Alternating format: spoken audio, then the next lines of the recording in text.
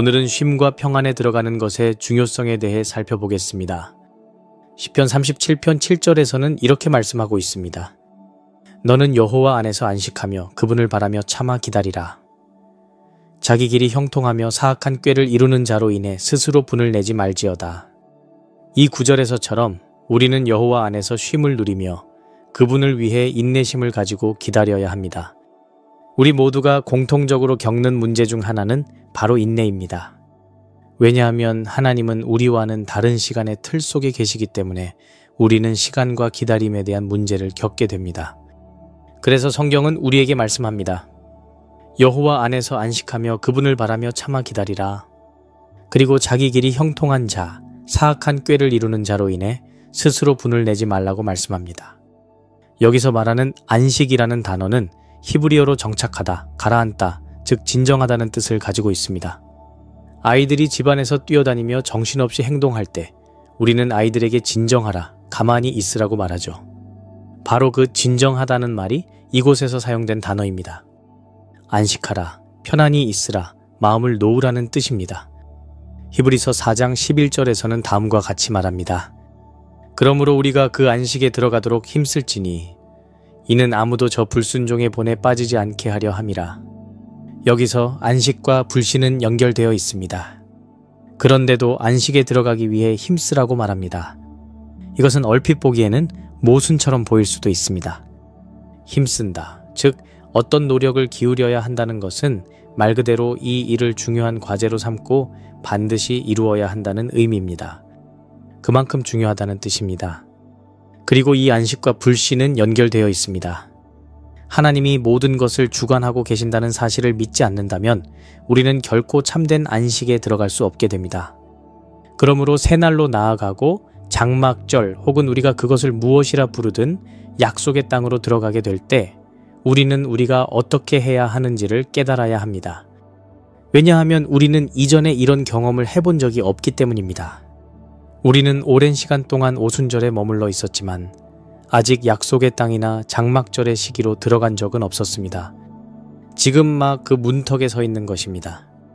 그리고 이 약속의 땅은 성경에서 그들의 안식처라고 불렸습니다. 이것은 매우 중요한 의미를 가지고 있습니다. 그 땅에는 거인들이 있었지만 하나님께서는 그곳을 그들의 안식처라고 부르셨습니다. 다시 한번 말하지만 이것은 모순처럼 보일 수 있습니다. 그 땅에는 거인들이 있었지만 그들은 두려움, 불안함, 그리고 불신을 이겨내야만 했습니다. 다시 말해 쉼에 들어가는 것은 마음의 상태이자 정신의 상태입니다. 잘 들어보세요. 쉼에 들어가는 것은 여러분이 반드시 이겨내야 할 가장 큰 거인 중 하나입니다. 이것은 우리가 직면하게 될 가장 큰 내적인 싸움 중 하나이며 그 상태에 들어가는 데에는 시간이 걸립니다. 하지만 우리가 앞으로 다가올 날들 가운데에서 이 쉼에 들어가지 못한다면 우리는 앞으로의 날들을 감당해낼 수 없게 될 것입니다. 그러므로 이것은 믿음과 연결되어 있으며 하나님을 믿고 신뢰하는 것과 연결되어 있습니다. 쉼에 들어가는 것은 이제 우리에게 있어 최우선 과제가 되어야 합니다. 왜냐하면 우리가 이 내적인 싸움, 이 내적인 거인을 이겨내기 전까지는 약속의 땅으로 더 깊이 나아갈 수 없기 때문입니다. 하나님 안에서 앞으로 나아가기 위해 우리는 하나님이 정하신 여러 시험들을 통과해야만 합니다. 하지만 이 시험은 그들이 먼저 마주한 첫 번째 시험이었습니다. 그들이 이 시험을 이겨냈을 때 그 이후로 약속의 땅에 들어가는 길은 상대적으로 쉬워졌습니다. 그러므로 두려움과 쉼은 서로 연결되어 있습니다. 민수기 14장 22절에서는 이렇게 말씀합니다. 이 사람들은 내가 이집트와 광야에서 행한 나의 영광과 이적들을 보고서도 이같이 10번이나 나를 시험하고 내 음성에 귀를 기울이지 아니하였도다. 하나님께서는 그들에게 10번이나 믿음으로 반응할 기회를 주셨습니다.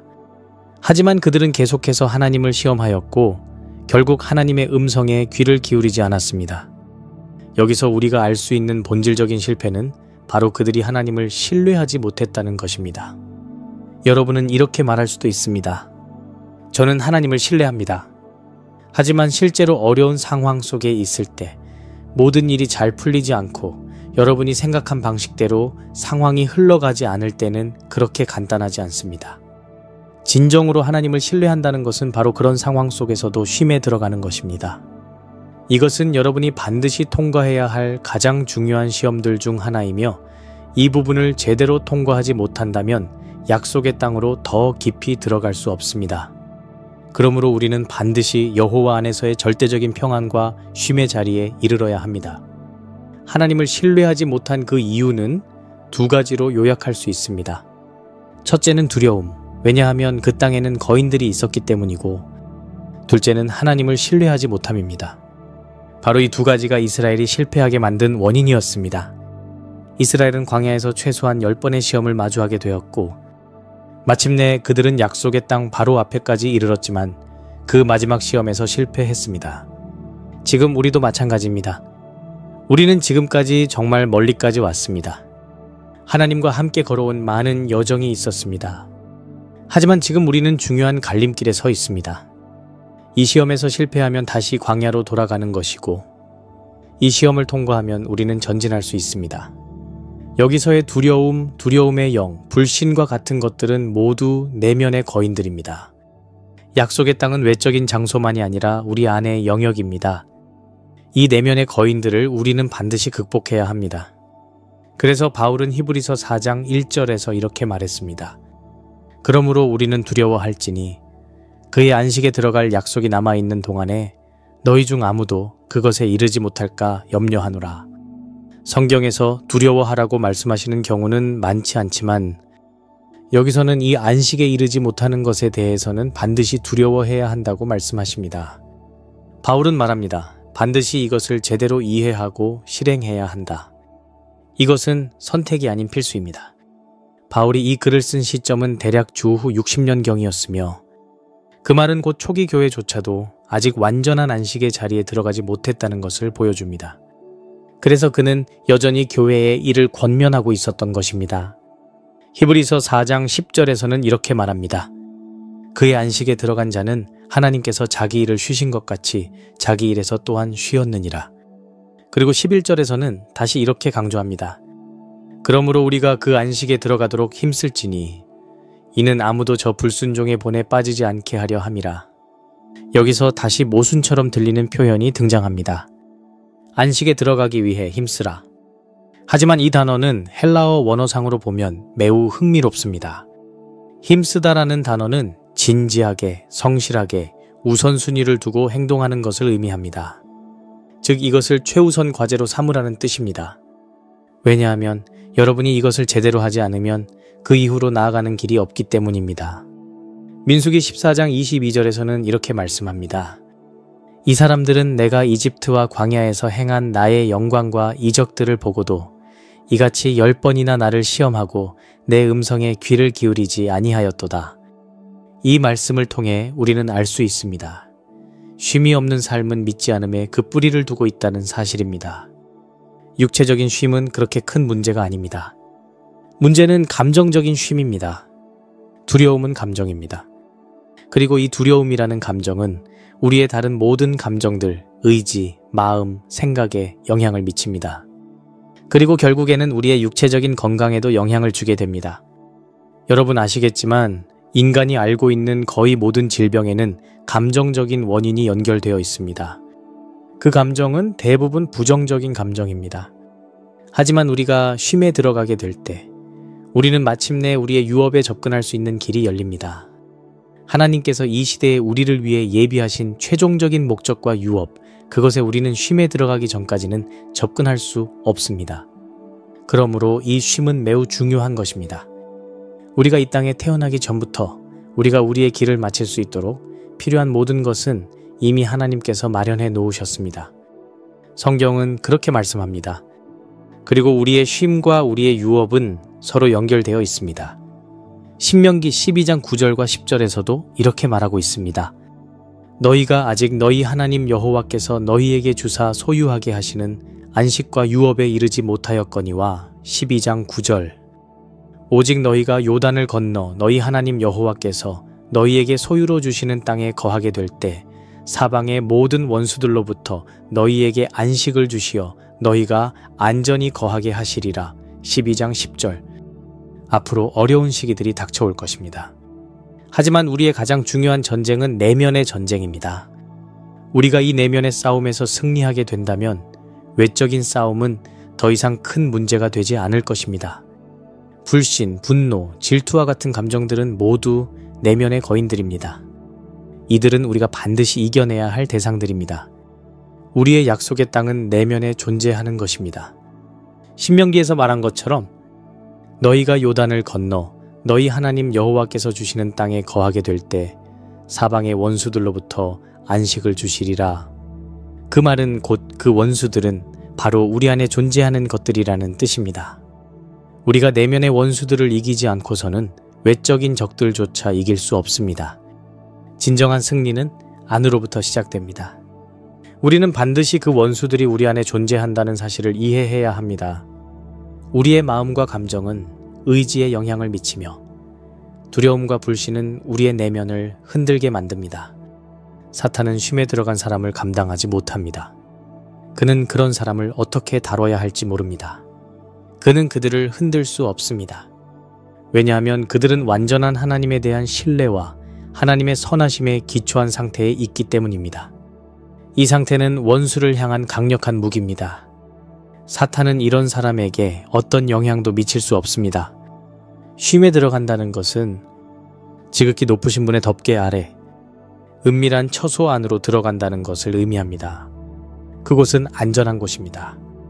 우리의 유업은 약속의 땅이며 그것은 곧 구원의 충만함입니다. 이것은 오직 우리가 쉼에 들어갈 때에만 이루어질 수 있습니다. 그리고 하나님께서 우리의 삶에서 하나님 되시도록 허용할 때 이루어집니다. 여호수아 1장 13절은 이렇게 말씀합니다. 여호와의 종 모세가 너희에게 명령하여 이르기를 너희 하나님 여호와께서 너희에게 안식을 주시며 이 땅을 너희에게 주시리라 하였느니라. 아직도 정복해야 할 땅이 많이 남아 있습니다. 그리고 우리가 그 땅에 들어가기 위해서는 반드시 먼저 쉼에 들어가야 합니다. 여러분 자신이 바로 그 땅, 약속의 땅입니다. 그것은 외적인 장소가 아니라 내면의 현실입니다. 다윗의 장막도 내면에 있습니다. 하지만 그 안에 있는 원수들을 먼저 제거해야 합니다. 그들은 외부에 있는 존재가 아니라 내부에 존재하는 자들입니다. 약속의 땅은 곧 그리스도의 충만함이 우리 안에 거하는 상태, 여정의 마지막 단계이며 열린 하늘의 경험입니다. 하지만 그 모든 것의 시작은 쉼에 들어가는 것입니다. 사도 바울은 히브리서 3장 17절에서 이렇게 말합니다. 그러면 그분께서 40년 동안 누구에게 분노하셨느냐? 그것은 곧 죄를 지어 그들의 시체가 광야에 엎드러진 자들에게가 아니냐. 그리고 18절에서는 또 하나님께서 그들이 자신의 안식에 들어오지 못하리라고 맹세하신 자들이 누구냐? 곧 믿지 아니한 자들이 아니냐? 라고 말씀하십니다. 이것이 바로 전쟁의 본질입니다. 히브리서 3장 19절에서는 이렇게 결론을 내립니다. 이로 보건대 그들이 믿지 아니하므로 능히 들어가지 못한 것이라. 그리고 이어지는 히브리서 4장 1절에서는 이렇게 경고합니다. 그러므로 우리는 두려워할지니 그의 안식에 들어갈 약속이 남아있는 동안에 너희 중 아무도 그것에 이르지 못할까 염려하노라. 이 싸움이 승리되지 않으면 우리는 그 다음 단계로 나아갈 수 없습니다. 그러므로 지금 반드시 이 싸움을 이겨야 합니다. 그들은 하나님께서 자기들을 돌보실 것이라는 믿음을 가지지 않았습니다. 이 사실은 오늘날 우리에게 매우 중요합니다. 앞으로 다가올 시간들 속에서도 우리 앞에는 거인들이 존재합니다. 과거에도 그랬던 것처럼 앞으로의 몇 년 동안도 마찬가지입니다. 사도 바울은 히브리서 3장 17절에서 말씀합니다. 우리는 이미 살펴본 것처럼 하나님께서 그들에게 40년 동안 분노하셨다고 하였고 그 약속은 오늘날 우리에게도 여전히 남아있다고 했습니다. 그러나 그들은 말했습니다. 우리는 광야에 머무르겠다. 많은 오순절 신자들과 카리스마 신자들 역시 똑같이 말할 것입니다.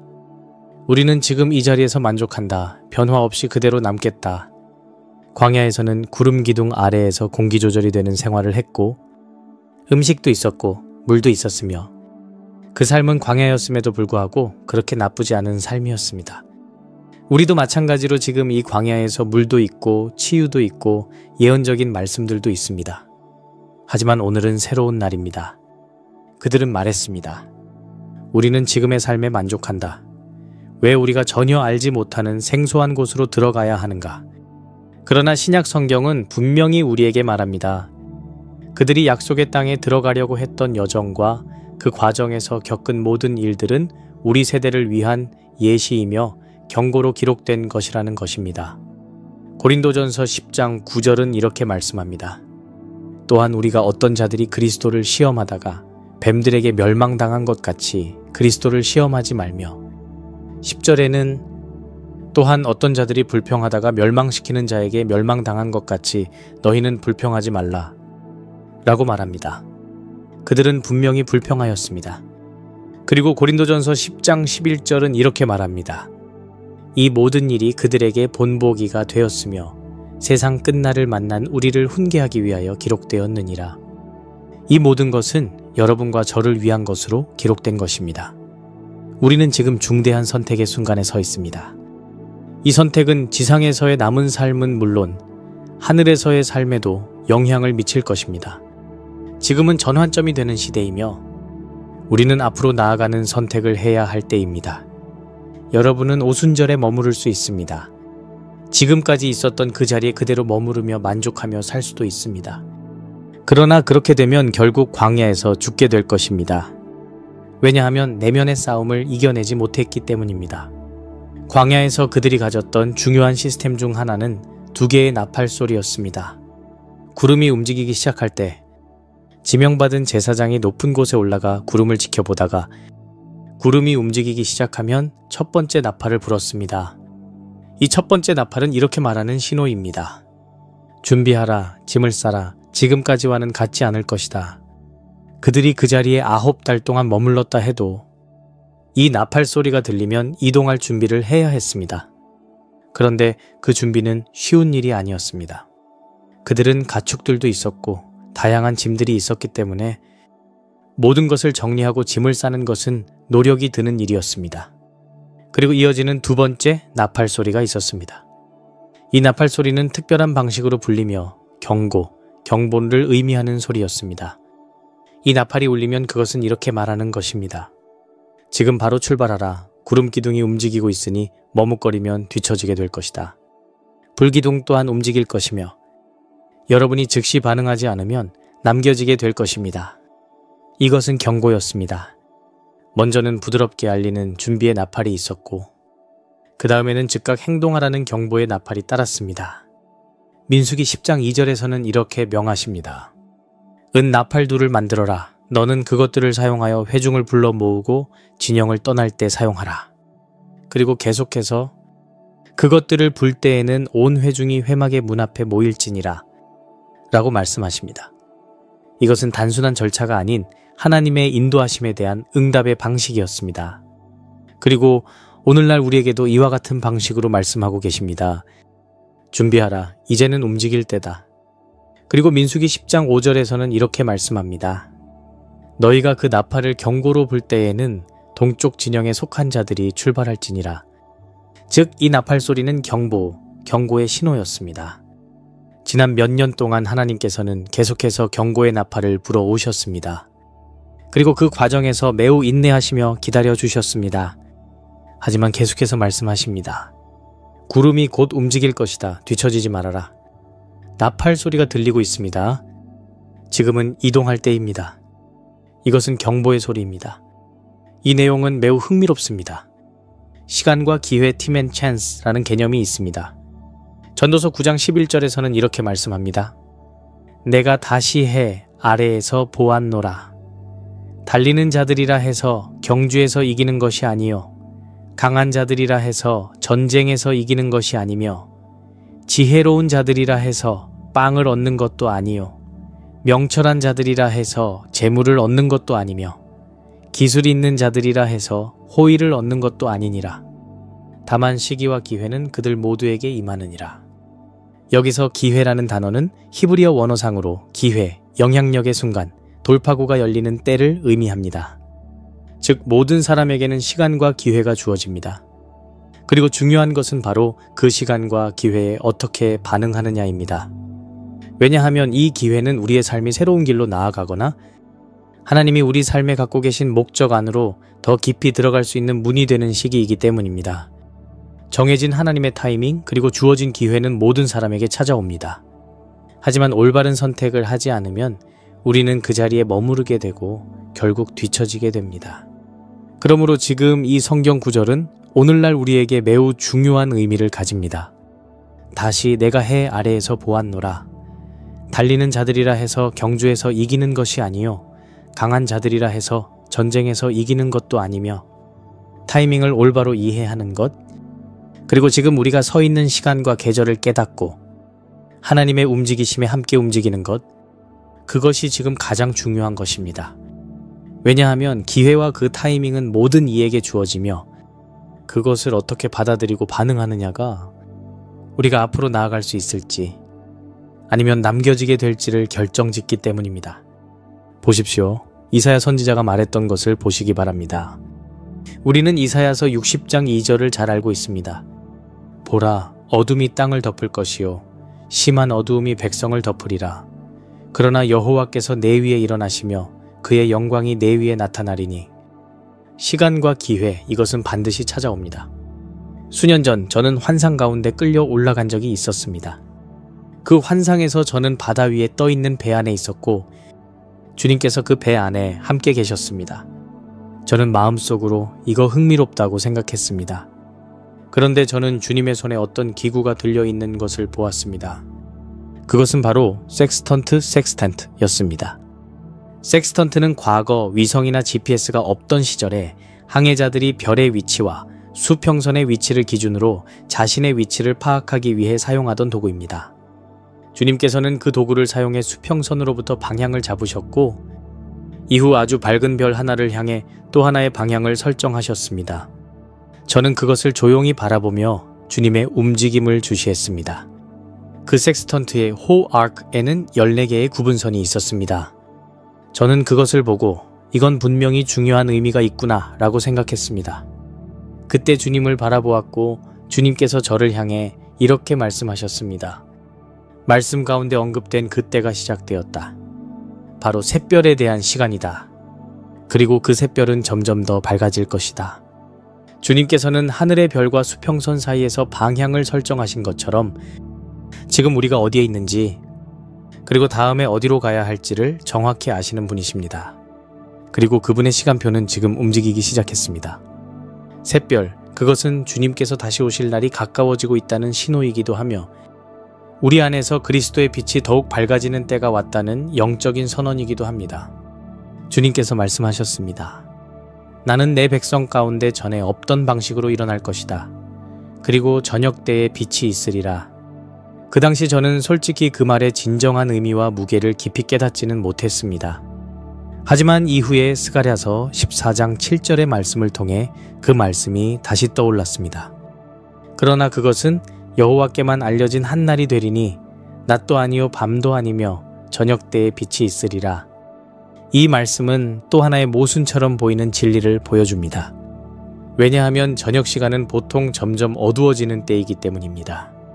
세상의 저녁은 분명히 더 어두워지고 있으며 지금 이 세상은 점점 더 깊은 어둠 속으로 들어가고 있습니다.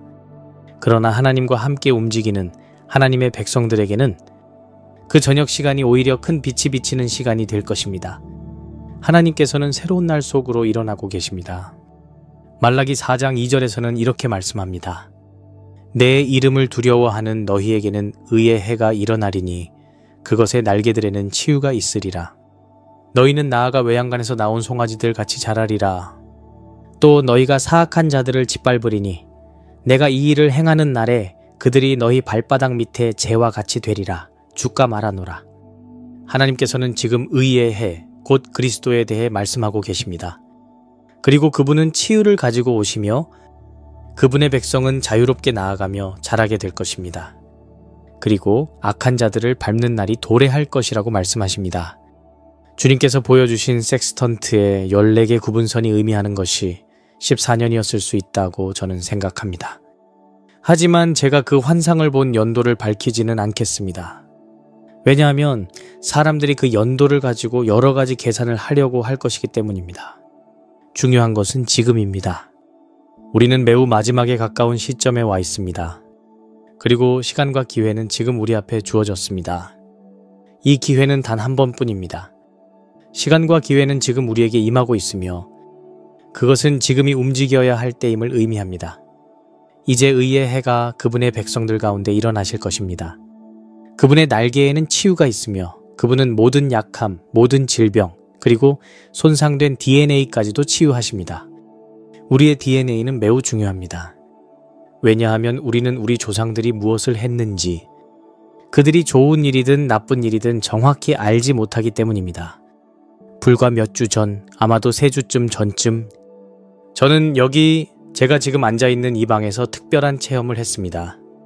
어느 순간 한 무리의 사람들이 이 방 안으로 들어왔습니다. 그들은 대략 10명 정도 되었고 저는 그들이 누구인지 몰랐지만 그들 중 한 명, 하얀 머리를 가진 남자를 보고 저는 직감적으로 알았습니다. 그분은 저의 외할아버지였습니다. 저는 실제로 외할아버지를 한 번도 뵌 적이 없습니다. 하지만 제 마음에는 확신이 있었습니다. 이분은 장로교회 부흥기에 사역했던 설교자였고 그들은 그저 조용히 그곳에 서 있었습니다. 그들 중에는 아이들도 있었습니다. 그 순간 그분이 저를 바라보았고 저는 그들에게 이렇게 말했습니다. 당신들은 누구시죠? 왜 여기에 오신 건가요? 그때 그분은 저를 바라보며 말씀하셨습니다. 우리는 네가 이 경주를 완주해야 한다는 것을 말하러 왔다. 저는 그게 무슨 뜻입니까? 라고 물었고 그분은 대답했습니다. 네가 경주를 완주하지 않으면 우리도 완전하게 될 수 없다. 그리고 그분은 제게 바톤을 건넸습니다. 이 바통은 단순한 막대기가 아니라 한 세대에서 다음 세대로 이어지는 책임과 사명의 상징이었습니다. 이 바통은 웨일즈 부흥을 넘어서 더 이전 세대들까지 이어지는 영적 유산의 연결이었습니다. 그들은 저에게 말했습니다. 때가 이르렀다. 네가 마지막 세대이며 우리는 네가 이 사명을 완수해 주기를 바란다. 그 말을 듣고 저는 좋다. 그 무게를 나에게 다 주시는군 하고 생각했지만 결국 중요한 것은 지금 우리가 그 결정적인 시간에 있다는 것입니다. 의의 해가 일어날 것이며 그분의 날개에는 치유가 있습니다. 그 치유는 단지 겉으로 보이는 것만이 아니라 우리가 알지 못하는 조상들의 과거에서 비롯된 죄, 불의, 극심한 어둠, 그로 인해 우리의 DNA에 남겨진 흔적까지도 포함됩니다. 심각한 죄악이 조상대에서 일어났을 경우 그 죄는 우리의 유전적 구조에 영향을 미칩니다. DNA는 영적 주파수와 공명을 가지고 있는데 그 주파수가 왜곡될 경우 신체적인 문제, 감정적, 정신적 문제로 이어질 수 있습니다. 그러나 주님께서 말씀하십니다. 의의 해가 일어나리라. 그리고 그분의 날개 아래에는 치유가 있으리라. 이것이 지금 이 시대에 우리에게 주어진 시간과 기회입니다. 그리고 우리는 그 부르심에 응답해야 할 세대입니다. 우리는 치유가 필요합니다. 정말로 우리는 지금 깊은 치유가 필요합니다. 우리 조상들의 죄를 고백하고 하나님께 우리의 DNA를 고치시고 회복해달라고 간구해야 합니다. 성경은 이렇게 말씀합니다. 메뚜기와 늦은 메뚜기와 느치와 황충이 먹은 그 해들을 내가 너희에게 회복시켜 주리라. 요엘 2장 25절. 이 해충들은 우리의 삶에 깊이 침투하여 우리의 DNA, 우리의 감정, 우리의 마음까지도 감염시켜 왔습니다. 하지만 주님께서는 이렇게 약속하십니다. 내가 회복시키리라. 내가 반드시 회복시키리라. 지금 우리는 역사상 가장 위대한 사건들 중 하나의 문턱에 서 있습니다. 이것은 곧 전무후무한 영혼 추수의 시기이며 전 세계적으로 새로운 믿는 자들이 몰려올 그 위대한 추수의 시간입니다. 그러므로 우리는 준비되어야 합니다. 왜냐하면 매번 시대가 바뀌고 시간과 기회가 주어질 때 각각의 그리스도인들은 그 흐름에 참여할지 말지를 결정해야 하기 때문입니다. 그리고 지금이 바로 그때입니다. 마무리하면서 몇 년 전 저는 환상 가운데 거대한 산을 보게 되었습니다. 그 산은 매우 뾰족한 정상을 가진 산이었고 그 정상 위로 비가 내리기 시작했습니다. 저는 이게 무엇일까 라고 생각했는데 더 가까이서 바라보자 그 산 정상 위에는 많은 사람들이 서 있었습니다. 그리고 저는 한 가지를 발견했습니다. 비는 산 정상에서 양쪽으로 흘러내리고 있었습니다. 비는 위에서는 하나의 점에서 떨어졌지만 산 아래에 도달할 즈음에는 양쪽으로 멀리 흩어져 있었습니다. 정상에서는 함께 있었던 사람들이 물이 흐르며 갈라지고 나서는 아주 멀리 떨어지게 된 것이었습니다. 그 장면 가운데 저는 한 쌍의 사람을 보았습니다. 그들은 손을 맞잡고 함께 서 있었고 비가 내리는 그 순간 한 사람은 산의 왼쪽으로 다른 한 사람은 산의 오른쪽으로 떨어졌습니다. 그리고 시간이 지나 그 물줄기가 산 아래에 도달했을 때 그들은 서로 수마일 떨어진 위치에 있게 되었습니다. 그때 저는 주님께 물었습니다. 주님, 이게 무엇입니까? 이 광경은 무슨 뜻입니까? 주님께서 이렇게 말씀하셨습니다. 내 백성 가운데 큰 분열이 올 것이다. 그리고 그 일이 마무리되었을 때 그들이 어디에 서 있는지가 뚜렷하게 드러날 것이다. 지금 우리는 시간과 계절의 결정적인 시기에 있으며 우리는 반드시 올바른 선택을 해야 합니다. 지금 이 순간의 선택은 앞으로 이 3년이 지난 뒤 우리가 다른 사람들과 전혀 다른 길에 서 있게 될지를 결정하게 됩니다. 그러므로 이것은 매우 중요합니다. 큰 분열이 다가오고 있습니다. 지금은 하나님께서 우리에게 말씀하시는 모든 것을 온전히 받아들일 시간입니다. 하지만 그 모든 것에 들어가기 위해서는 반드시 먼저 쉼에 들어가야 합니다. 쉼에 들어간다는 것은 곧 하나님을 신뢰하기로 결단하는 것입니다. 마음속에 평안과 안식이 없다면 우리는 끝까지 완주할 수 없습니다. 하나님께서 여러분의 삶 가운데 하나님 되시도록 허용하십시오. 그리고 어떤 상황 속에서도 하나님을 100% 신뢰할 수 있는 자리까지 나아가십시오. 이 모든 것은 여러분을 위한 계획 안에서 이미 정해져 있었습니다. 이 세상이 창조되기도 전에 하나님은 이미 여러분의 마지막을 보셨고 그 끝으로 여러분을 인도하실 분입니다. 그러므로 그분을 신뢰하십시오. 그리고 그분께서 여러분을 하나님 안에서의 그 자리로 인도하시도록 맡기십시오. 하나님께서 여러분을 축복하시기를 바랍니다.